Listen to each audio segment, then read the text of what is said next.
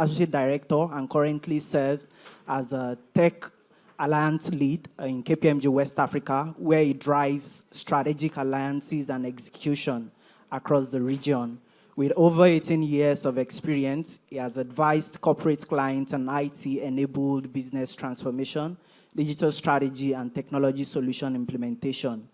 Through alliance with global technology providers, he has enabled a seamless go-to-market strategy and resilient core banking transformation. Prior to this role, he held senior technology position at Microsoft, IBM, and Oracle, where he specialized in cloud architecture, integration, and digital transformation. Ladies and gentlemen, please welcome on stage Tumi Akiade.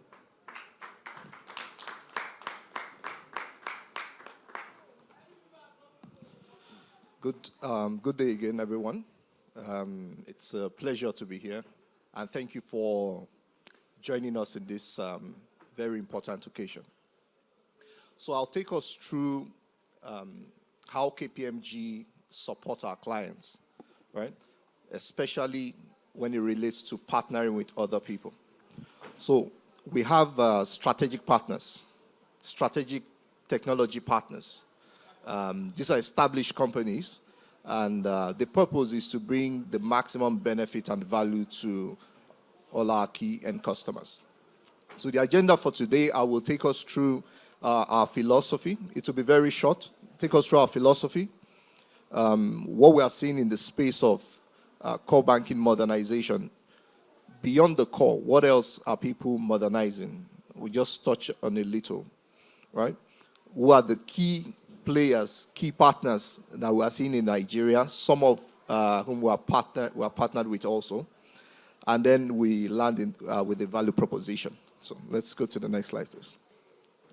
So we understand that no customer just goes on this journey for the sake of embarking on a journey, right?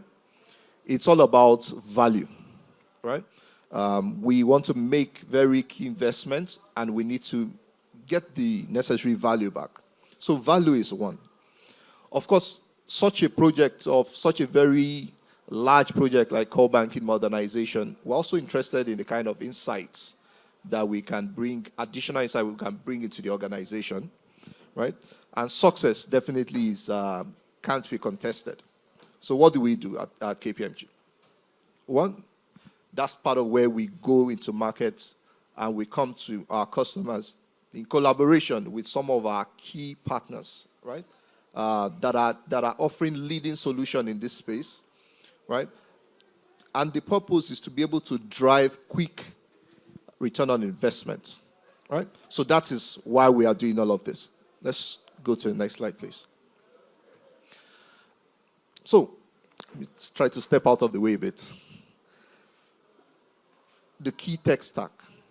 So you, at the bottom is where you see the core banking that some of the things we've heard. But it's not just the core that gets transformed. While a number of the speakers were speaking today, we talked about the big bang that's like open heart surgery. Why it's like that is because beyond the core, other things are also experiencing transformation, all in a bid to deliver value to the customers. And this is just some of them. I'll come to the core last. The first one, and very important also because it's one of the places we are seeing our clients play very strongly, API and event management, right? The open banking that we've been talking about, open banking, part of what will power that going forward is if there is a proper API management in place, right? Now, how do we do it today? Or what are we seeing? How do people do it today? That's what you see on the left. A number of organizations that we work with still have some form of centralized middleware system that handles integration between them and the end customers or end clients. But where are things going with open banking? Is that any system that will be in place has to be modular.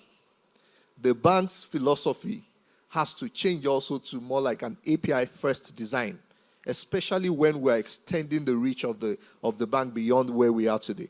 So API-first design. Then there's also something very important next to it, event management. a number of organizations are starting to dabble into that, but what we're seeing is a lot can still be done where not only are we taking an API-first approach, we also start prioritizing events. When a banking event happens, a customer has just done the withdrawal in an ATM. That's an event. How do we capitalize on that? So those are some of the areas that we're seeing transformation, right? Then there's the core middleware integration. A number of organizations have gone the route of ESB, Enterprise Service Bus.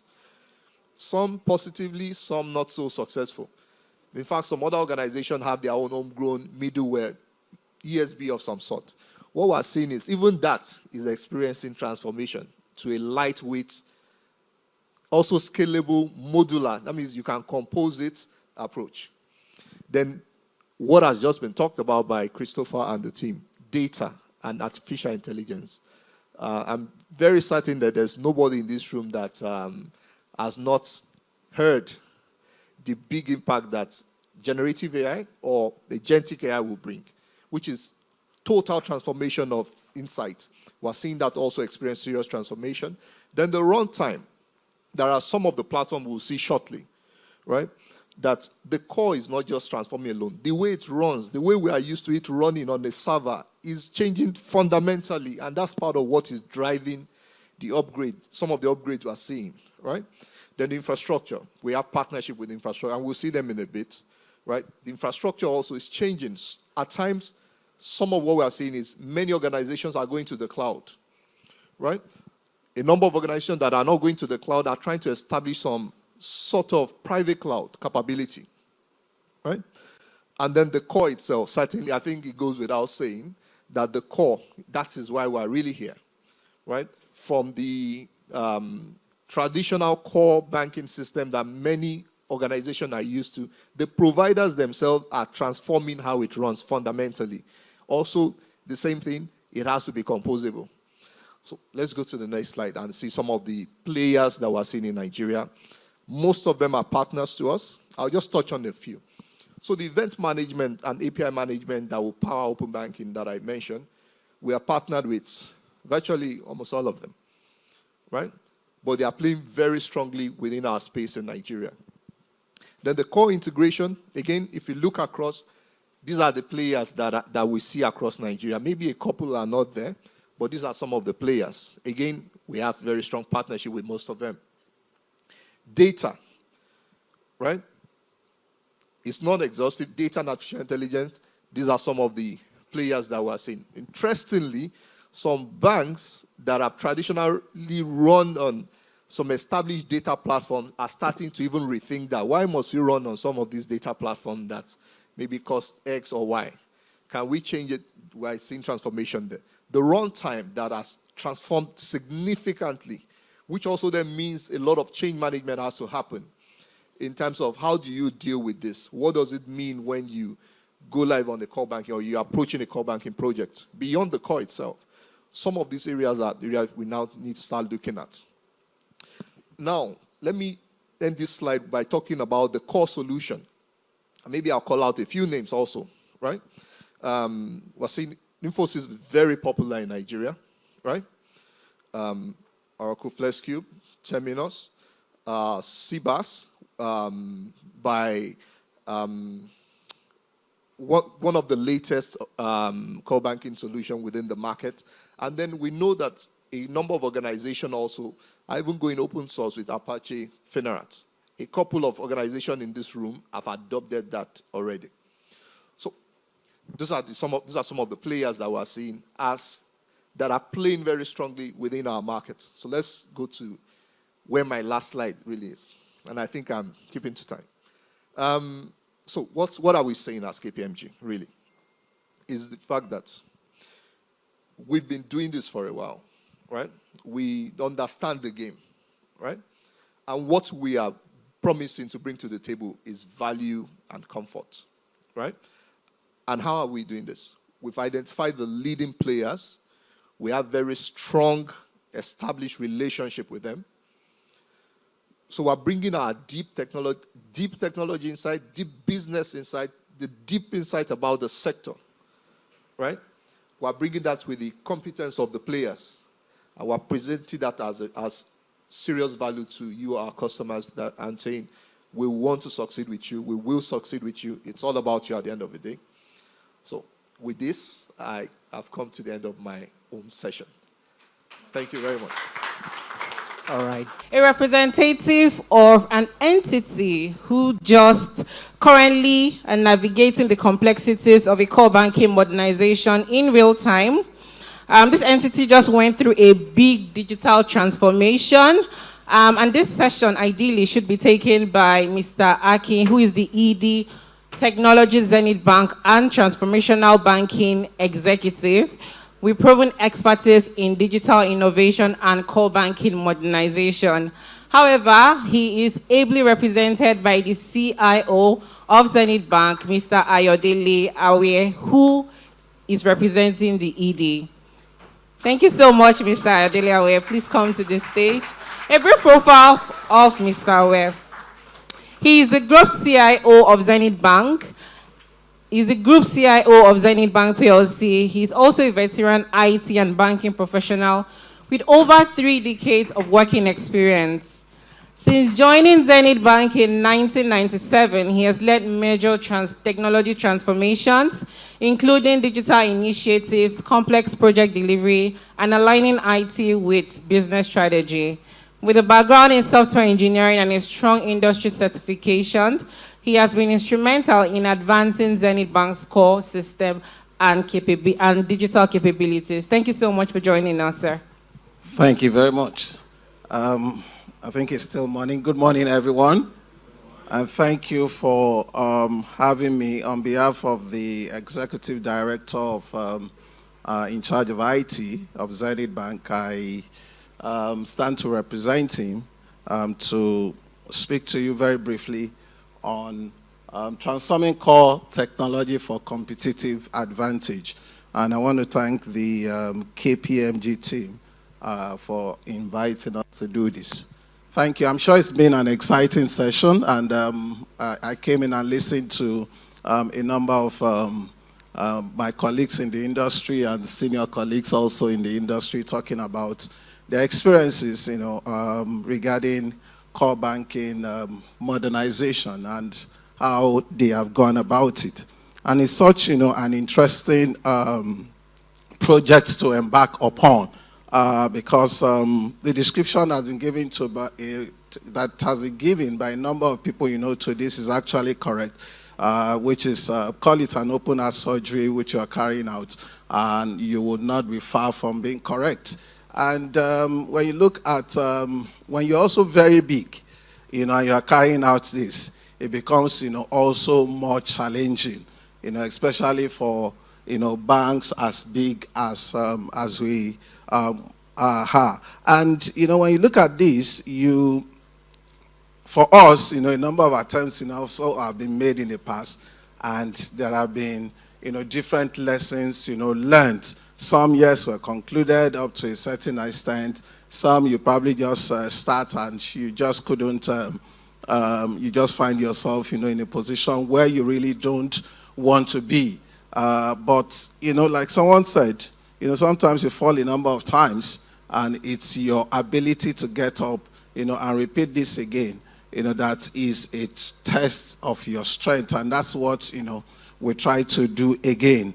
And it was a success story. So the outline for today will be talking about the concept of modern core banking solution with our own experience, our digital ambition for the core banking implementation project in itself. What are the lessons we learned, from that, implementation, that process in itself, and some insights, also around the project and the critical success factors that enabled us, to achieve the successful implementation of the project. And so, talking of the concept of modern core banking solution, our own experience, we looked at, first is to look at what we had before the implementation, in itself, what is obtainable in the industry, and what do we want to achieve. And when you look at the evolution of core banking, system in itself, and I'm sure a number of people would have done justice, to that. You look at what we used to have back in the days, where you have systems, that are tightly coupled together, monolithic architecture, they have back then. Those systems, are very difficult, to scale, not flexible in terms of the different services, that they have. And a lot of times, the implementation of the processes in itself is batch. And we see that transition, in itself to today's modern core banking system, which are cloud, native. And we also term them to be the next gen core banking system, the next generation core banking system, that I've also had an opportunity of looking at, a few of them. They are microservices, they have microservices architecture. We talk of open API, which we've also talked about today. They are cloud-based. Today's customers are looking for real-time, processing in everything that they want. And so the core banking platform in itself needs to have that as a future. And so in our consideration of what we want to be able to achieve, we had looked at 5 different attributes. And one of them is modularity. We're looking at a core banking system that will ensure that we are able to operate independently. Today's business, you can still categorize them maybe into 2. Talking of the retail business, and the wholesale or the corporate business. And you need a core banking system that will enable you to go to the market that you want to go to, whether the market is a retail market or it's a dominated by corporate. You want a core banking system that is modular, that will enable you to be able to do that. So we had that the consideration. Configurable, highly configurable, and we're talking of parameterization of a system that you also want to run. You don't want a system that you'll always have to go, to the vendor, and you have to, for every little thing you want to change or features you want to add, you will have to go to the vendor. So you were looking at a highly configurable system. Extensibility, also follows from that. One of our core objective or model in which we run is always to look for a system that is extensible, because the market in which we operate in today is very, very dynamic. Customers are yearning for different, options, possibilities, and all that, and you need to be available. You need to be agile to respond very quickly, to such demands. And so extensibility becomes very important to us, and our ability to customize the core, it's one of the very important attributes that we also looked at. Scalability, is also there. As we grow big, as we extend, our businesses, we need a system that is scalable, not only from the infrastructure in which it sits on, but also from our ability, to be able to respond to new features that we want to create also on the core banking system. And of course, seamless reporting, it's also very important. Today, our regulators are asking us, for a number of reports almost on a daily basis, and we need to be able to respond very quickly to that. So these are considerations which we had, attributes that we're looking at before we then jumped into the process of what we want to achieve. And I'll call this like the blueprint of what we're looking at in terms of the core banking system that we were going to select. So the digital agenda, became, it's very important to us. We're in the era in which we're talking digital. We're talking digital, and everything right now is is digitalized, and so we need a system that is robust to be able to respond to the digital era in which we are operating in. And when you look at that, we also, at the end of the day, we're able to also achieve that objective. The customer service delivery, which is in itself differentiates, one bank from the other. Today, it's not just about the product, but it's about, the delivery of service. And we're talking of customer satisfaction, also here, which is customer experience, it's also falls under this. And so we wanted a system that will, be able to meet the needs of our customers and give them a better experience than what they have had in the past. We needed a system that would also be efficient in terms of its operation. And so the issue of downtime that you will always see in terms of core banking system was something that we needed to also deal with. And so we looked at a system that is scalable, whether it's on the infrastructure it runs on, or from our ability for us to be able to create new opportunities, also on that system. So operational efficiency of the system, also becomes something very important to us. And from our experience, we've seen, an improvement in that area especially from the uptime. Our regulatory, environment, also today is very dynamic and it's changing very fast with our regulators, coming up with different demands, and all that. Risk becomes, something which, we need to pay a lot of attention, also to, especially in this area where you have cybersecurity is becoming, something we all are paying a lot of attention, also to. So risk and compliance then becomes also very important, to us.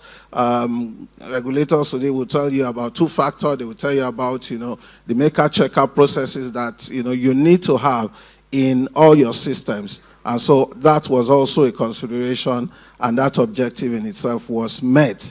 Our ability to be able to, accelerate very quickly through API-driven solution, which you will find in the next gen, modern banking system. And today, even the traditional banking system are beginning to infuse that also into what they have. And you look at the core banking system today, they're also undergoing, the traditional one, are undergoing some form of transformation to make sure that they can compete also with the next gen. So API, first becomes, a consideration, very strong consideration also for us. And we looked at the capabilities of a new system that we're going to, and making sure that we have APIs virtually for everything for us to be able to respond very quickly to the needs of our customers. Today we're all talking of, data being very important, driving a lot of things. The area of artificial intelligence, where data is the bedrock, and our ability to innovate very quickly will depend on this. And so we looked at a system also that will enable us to achieve this. And this were the value proposition that we considered in terms of our selection process.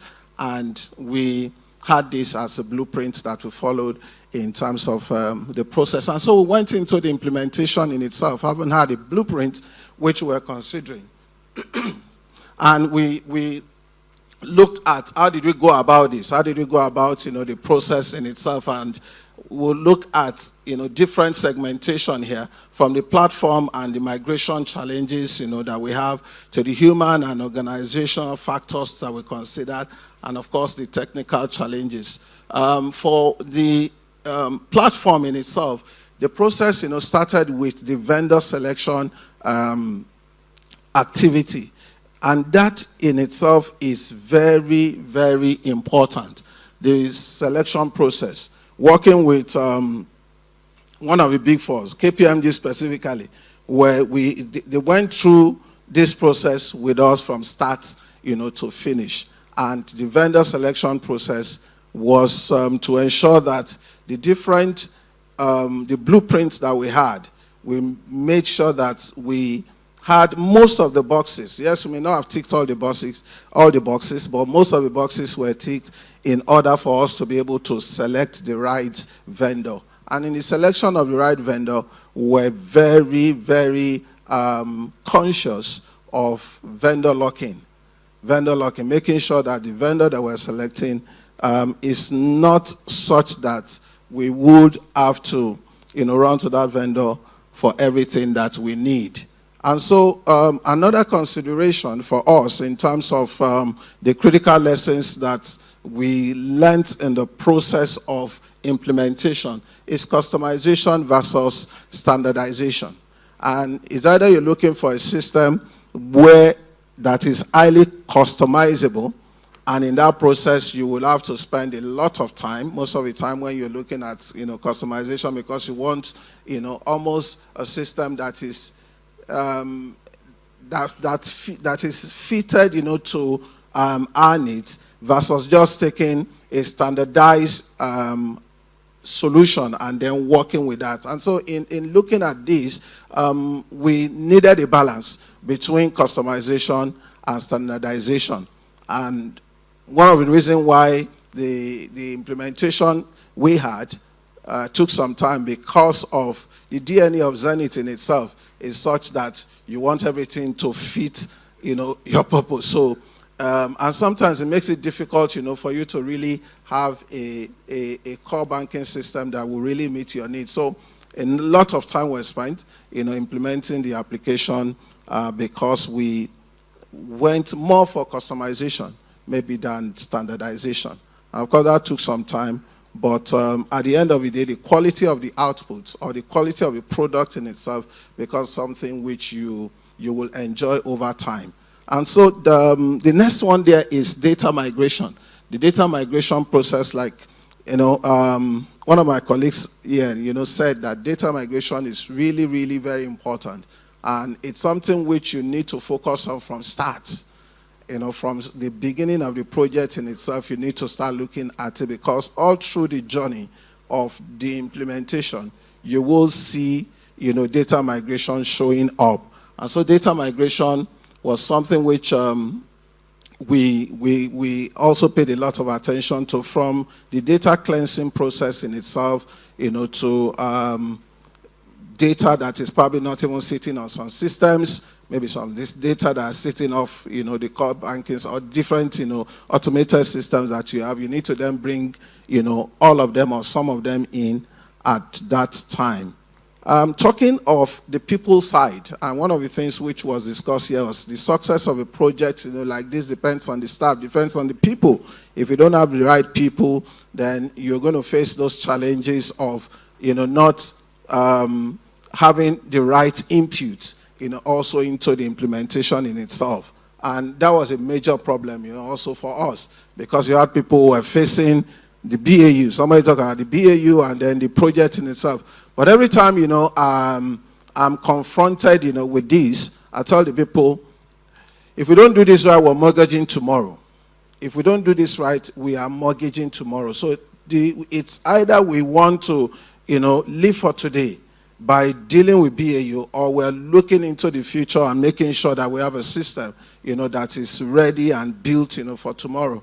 And at some point, a number of people, were even yanked off the system to make sure that you don't even have access to BAU at all. So the BAU you're talking about, you won't even be able to do it, because we're cutting you off, every system that you can have access to. So at that time, you have no choice, than to be part of the implementation in itself. Of course, during the period when we were implementing was when you had the Japa syndrome, where we had a lot of people, also leaving, and, the technology industry in itself was, seriously challenged.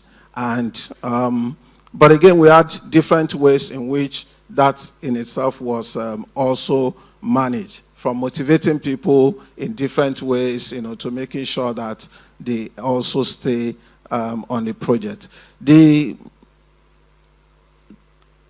So if we look at this again, we're going to look at the operational design. We looked at the redesign of the system in itself, and looked looked at the approach in which we took in managing a project. We're talking of the documentation. Documentation is very important in a project like this, making sure there's a repository, that we have all the different documents that we need, because for the future, one of the things you're going to need is reference to some of those documents that we have also been able to put together.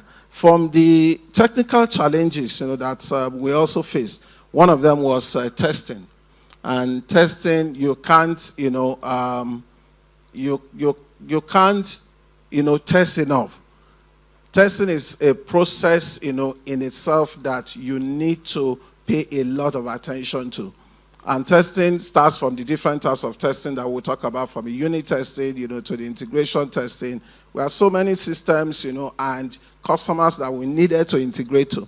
And every piece, every component, of a system needed to be tested, to making sure that we don't leave anything unattended. And so testing also involves your stress test. We're talking of your automated testing and all the, UAT tests, users, also accepting the system and all that. And during testing, you also see some things that you would have omitted and you needed to go back again to be able to then fix, those things again. So it was a whole, bunch of experience for us when it comes to, testing the system. And we looked at it, and with the help of our consultants, we're also able to successfully carry out that activity. And so, next slide, please. And so, in terms of the lessons learned, from the entire implementation in itself, we can actually categorize them into two, which is looking at how we went about the implementation and the success factors. What were the things that contributed, to us doing this? And some of them I had mentioned in the course of my presentation, which is the requirement gathering stage is very important, where the scoping is done. And at that point is where you need your best hands also. At that point is where you need your SMEs. At that point is where you need, the residual knowledge, that is sitting in different individuals. And you need to get the best hands in the room for you to succeed, also at that point. So requirement gathering, is really very important. And that in itself, we paid a lot of attention to. For the defect management, and somebody talked about change management also in the course of a discussion, here today, which you also need to manage, very, very well. Otherwise, we're going to have a situation where everybody wants to, everybody wants to push everything. They have this long wish list that you're bringing, and you think the core banking system is going to do everything. And there's no way the core banking system can really do everything. But you need to then be able to manage the expectation of the users. You need to be able to tell them some of the things, that would have come to them maybe at a later date and not immediately. And, the experiences that they've also had in the past then comes to play, because somebody is telling you that, well, this was what you told me some years ago, and I never had, that experience. And so managing defects, managing changes, becomes, something which a lot of attention also needs to be paid to. Comprehensive testing, I talked about that, making sure that we test, the different parts of the system. And resource allocation is one of the things which I'd also talked about, making sure you have the right resources allocated to the system for us to be able to have a successful implementation. And on the other side, where we talk about the approach in itself, vendor selection, the issue management, how do we manage issues on the system when they show up, the change adoption, which also speaks to, defect management. How do we ensure that people don't, see the system the way, the legacy system, which a lot of people in the institution had used for so many years. I saw a number of people still using the new system, the way the legacy system, were being used. And those were things that we also needed to deal with by ensuring that proper training, retraining, were conducted to making sure that people use the system the right way they should. The right and active partners engagement. KPMG did a lot in terms of the implementation of our system. And I must say it here, that we've had different, consultants, work with us to implement our core banking system. But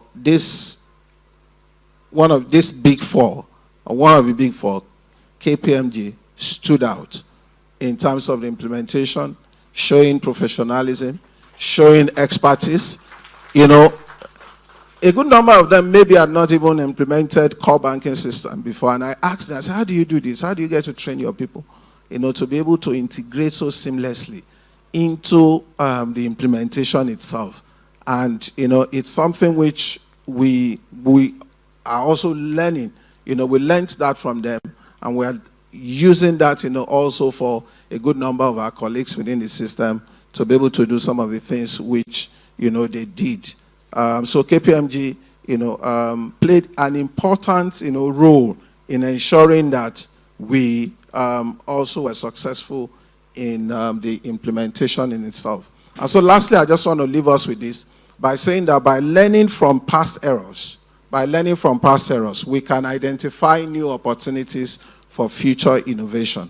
By learning from past errors, we can identify new opportunities for future innovation. Thank you very much, and thank you for listening. Thank you so much.